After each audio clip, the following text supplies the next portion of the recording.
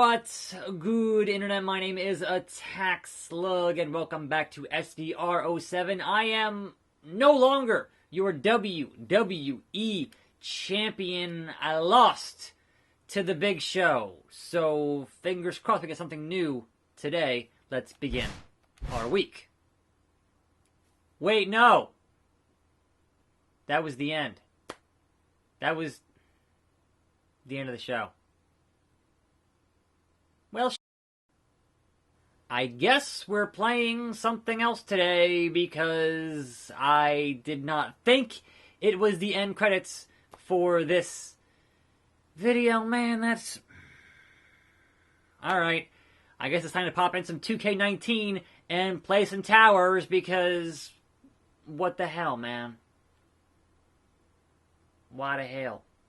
I wish I had known that was the end because I could have prepared better for today, but I had no idea I was going to hit play and then, hey, editing credits. So I still have wrestling prepared to discuss today, so we're still here to discuss wrestling today against Curtis Axel in a no-holds-barred match in the tower mode. Whatever. Welcome to the show. Welcome to a fine Wednesday. There are things to discuss. Number one, we have the actual official confirmation of WWE in the Garden in September. That's fun. It has been a whopping decade since they've filmed Raw or SmackDown in Madison Square Garden. So, loving that. What I'm not loving is seeing the ticket prices for seeing Raw or SmackDown in the Garden. Good God Almighty. If you wanted a seat on the floor, like right there, on the floor, $900 minimum. If you wanted a front row seat for a Raw at the Garden, you're looking at $9,000. That's Raw. That's not pay-per-view. Think of the quality that Raw has been, and then think of paying $9,000 to sit front row for a standard, boring-ass Monday Night Raw. Think about that. Come on. Ridiculous.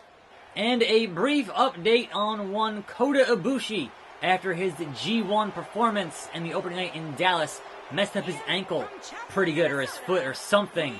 And he's hopeful to obviously continue in that G1, but man, that bump I thought looked rough to begin with. And yes, that bump was a rough bump on his foot to the outside, and it was a whole thing. So, shockingly enough, Ibushi injuring something that's not his neck is always kind of funny. Like, no, he does all those sick neck bumps and he injures something else. Like, what? Anyhow, let's get into Tuesday Night SmackDown. Here we go. No holds barred. No holds barred. Curtis Axel. No holds barred. Anyhow, Kevin Owens continues his face turn, essentially, and is definitely going against Shane McMahon. And I hate that WWE has this habit, right, of having their characters on the show acknowledge problems with the show. But it's not going to fix the show. Like, they will acknowledge issues all day long with these characters, but not actually fix the problems that the characters are complaining about. So having Owens complain about, oh, there's too much Shane McMahon on TV, which is an actual issue, but no, all that's going to lead to is Owens versus Shane at SummerSlam. So you know what that means? More Shane McMahon on your TV. So the problem not being fixed. Not being fixed, which is, again, hilarious to me. Because they always do that. Oh, we're going to acknowledge it. Pipe bomb, and then not actually fix what we're acknowledging. Like, it happens all the time. It very briefly makes the internet happy. But other than that, it doesn't do a whole lot and such. So, you know. Oh, Curtis Axel. I don't think so. I don't think so, man. Bouncing like Brock. Oh, come on. I was going to finish the thing and get my... Whatever. Anyway. So, that to me says, A, where does this leave Sami Zayn, right? Because, obviously, if you're going to push Owens as the anti-authority face in the situation, Sami, obviously, still a heel. So, where does that leave Sami? And, honestly, Shane as in kind of the Vince position, he's not as good as Vince. He's not, like... Shane does not have a move besides, hey, I'm Shane. Kind of unbothered, right? Whereas if you had Vince in that scenario, he would have been screaming at those texts, turn his microphone off! Like, Shane just kind of calm, cool, collected. You know, he's Shane. He's not worried about much. He is born with that silver spoon in his mouth and whatever else. So there was that. But yes, my prediction there is certainly going to be Owens and Shane SummerSlam. So again, we've had Owens and Shane before. It's kind of whatever, man. It's kind of whatever. But then you wonder, where does that leave Roman Reigns after this Sunday at Extreme Rules? And if you would say, hey, perhaps you're going to have Joe win the belt and then have Roman win from Joe, that's my prediction, but could be anything. Could be a lot of things. And that direction will be decided as we get past Extreme Rules this Sunday. A lot of wrestling this weekend. If you haven't noticed, there is a lot of stuff going on this weekend in the world of wrestling. Oh, what's that? Curtis Axel, what's that? Boom! Right into the slug lock. Right into that slug lock. That's what you get. That's what you get, Curtis Axel. You got caught slipping, man. You got caught slipping. That means you get the old salt shaker. 2 Oh yeah. 2 Oh yeah, Curtis Axel. 1, 2. Really? Really, Curtis Axel? Really? Okay, we're on hard here, so we're in for a fight. Anyway, a lot of wrestling this weekend. You have Extreme Rules on Sunday. You have Night 2 of the G1, the first night of the B Block from New Japan on Saturday. You have Evolve's 10th anniversary show, which is going to be on WWE Network on Saturday. You have AEW's Fight for the Fallen on Saturday. There is many hours of wrestling this weekend, so what you choose to watch, have fun. It might take you a while to watch everything that's going to happen this Sunday. Curtis Axel, Des Press, tack slug. That's what you get, Curtis Axel. That's what you get. Hit that. Comeback move. Triangle. And then, wait for it, triangle. Boom. Cerebral assassinated. Pick him up. Hit that slug sploder, baby. That's what we want. That slug sploder. All day, all night. And then pin Curtis Axel on the slug sploder. Make him waste any possible resiliency on that. And then hit the finish. Axeman. The Axeman cometh. Yee! Yee! Yee! Salt Shaker, number 2. How's that for an encore, Curtis Axel? Anyway, you had Nakamura fight Finn Balor. Replay, really? Nakamura fought Finn Balor, non-title, and so, of course, Nakamura won, which means, hey, we're going to have a match, possibly at SummerSlam, between Nakamura and Finn Balor for that IC title. Step 1, complete. There was a contract signing between Nikki and Bayley, and again, Alexa not in the building. And funny enough, Nikki saying, hey, we're going to be co-champions. And they had to make sure, all right, the first ever SmackDown women's co-champions. Because they've had women's co-champions. It was Layla and Michelle McCool. They had the belt split in half. It was hilarious. Shelton Benjamin. The gold standard. And quite possibly the funniest thing on SmackDown last night, right? They had the New Day out there to cut a promo to have this tag team summit with the New Day and Heavy Machinery and Bryan and Rowan, right? And Big E was expecting a different kind of three-way, and Xavier going, sir, and they being like, actually, and we know Xavier's history. That was a very funny, tiny moment there that if you know, you know. If you know, you know, man. And that was really good. There you go. Don't get it all R-rated like your boy Xavier Woods. Anyhow, that led to an Otis and Bryan and Xavier match. Triple threat. Fun times. As usual, hey, we're going to have shenanigans and then go to commercial, but they still have that SmackDown in the commercial thing. And my head is in the reds. This is a gauntlet match. This is a, hey, I got to run the gauntlet here against these 5 or 7 or 9, I don't care. I'm not going to do it. Individuals. I'm just here to talk about what happened on SmackDown. Anyway, another Ali promo. It kind of is going to go somewhere at some point, I guess. Alright, I forgot the name of his finishing move there, but I got hit with it, and that might be it for me. No, it's not. No, it's not. I've forgotten his finishing move name. Was it Pay Dirt? Was it the Complete Something? One of those two. Anyhow, there was that. And Shelton here, obviously going to capitalize on the damage done by the Axeman in that previous match. Can Attackslug tough it out? Is it possible? Or will Shelton reign supreme? Not yet, Shelty. Not yet. Never give up. Never surrender. Hustle. Loyalty. Respect. Anyway, we found out the reveal of who was knocking on the door of, wow, Shelton, ridiculous. I reversed it into reversal. Okay. Alright. Who knocked on the door? And I thought, man, it's going to be Randy Orton. And it was not Randy Orton. It was Cesaro. And I had heard at some point yesterday, they were still deciding if it would be Randy Orton or Cesaro. And I think most folks thought Randy Orton because they were having Randy Orton and Aleister Black on house shows. So that makes sense to have the same match you're already having on house shows. But no, it's going to be the Swiss Cyborg Cesaro. And honestly, that might just be the best match on that show. Period. Like, that's the match I want to see now. But the other part there is that if you're planning on this push for Cesaro, it's not really a push if he's going to lose to Aleister Black.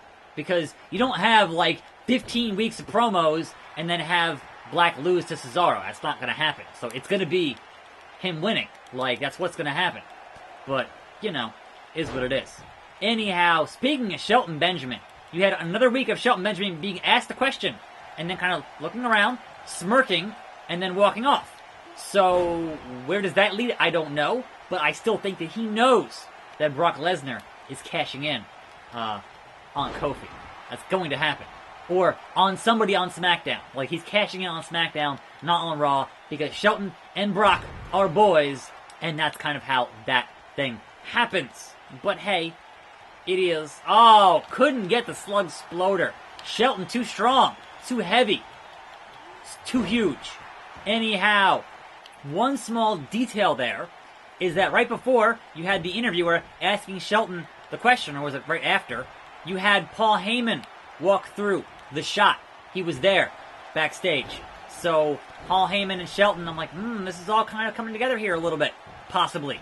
Or, it's just Vince screwing around. So, you know, don't put too much stock into anything. About anything. Like, I want to have, alright, there's a trail of breadcrumbs to follow, and I'd like to follow it. But, occasionally they will, more often than not, they will have a bunch of things happen and then not actually follow up on those things that are happening. Like, not follow through on that stuff. So that would also not be surprising if there is no payoff for this at all. I didn't have a stamina to do that. Backbreaker. Anyway, main event was Roman and Dolph, and surprise, surprise, Shane McMahon in the building. I wanted to hit comeback there. Oops. Resiliency. Come back. Get up. Get up. I lost it. Shelton, though. Wants that finish. Calling for it. Another pay dirt? Nope. Not this time, Shelty. Not this time. Instead, you get hit with that salt shaker. 2-point replay. So yes, Roman and Dolph, and of course, Shane gets involved. Of course, everyone gets involved. Of course, Kevin Owens, who was banned from the building, shows back up to hit Shane with a stunner. And that was how that played out. And Shelton, I'm sorry. Sorry, man. What? Wait, what? That was... What is this? 2 or 3 falls? Like, what's happening here? I was not paying attention to the actual... Hold on. What kind of match is this? Match rules. 1-on-1 normal. It is 2 out of 3 falls. How did I not read that before? What in the blue hell, man? First fall goes to attackslug. I didn't even notice the little point thing there in the bottom. I totally... Oh, man. It has been a messed up morning here. My apologies on that. So, that was how the show ended. And dirty pin from Shelton Benjamin. No, Shelty. Not happening. Sorry. That, though, you keep on hitting those backbreakers. Whatever, man. Hit a better grapple. Me. I got the flash pin on him last time, and now I got to deal with getting pin number 2, and that might be a little bit harder to do against a very game Shelton Benjamin here. So there is that. But despite all the complaints of Kevin Owens, I don't see us getting any less Shane McMahon on TV. But props to Owens for mentioning names like Buddy Murphy and Liv Morgan. Where have they been? The best kept secret on SmackDown. Where has he been? Liv, where has she been? You only live once. Like, what the hell? They're backstage. They've had Freddie Murphy in the commercials cutting promos, but other than that, man, like, not a whole lot of much of anything, which is a little rough. A little rough. Knee to face. Shelty. No! Super kick party. I have no reversals right now. I can't contest any of this. This is a problem with Shelton Benjamin. So, I guess that's going to be it for this pinfall. Where is it? Where is it? Where is it? No. We ain't giving out that hard. That easy. I don't think so, Shelton Benjamin. Calling for another. But I have. Pay attention, Shelton. Pay attention. I have. Oh, I missed the window. I missed the window. And now Shelton gets the, pinfall number 2. That's a very tiny thing, and alright. It is 1-1, folks. It is 1-1. But guess who has? Guess who has another finisher in his docket? Boom, right into that slug lock. Right into that slug lock. No, yeah, I'm not going to get this. I'm not going to get this. See, I'm looking at the blue instead of the red, which messed me up last time. Alright, let it go. Let it go. Because, you know what we're here for. You know what we're here for. That Salt Shaker 2.0 Encore. You should have seen it coming. Shelton Benjamin. Okay, here we go. Is that enough? 1, 2, 3! Attack Slug wins the game. Busted open, bleeding, but still victorious. Your boy, Attack Slug. Instant classic, 4 stars, level 25. And Luke Harper, let him out of his contract, please. I don't have time for 9 matches. I'm Attack Slug. I'll see you next time. More videos on this channel. I think tomorrow's going to be my Extreme Rules predictions. Tune in for those. I'll see you then, and I'm out.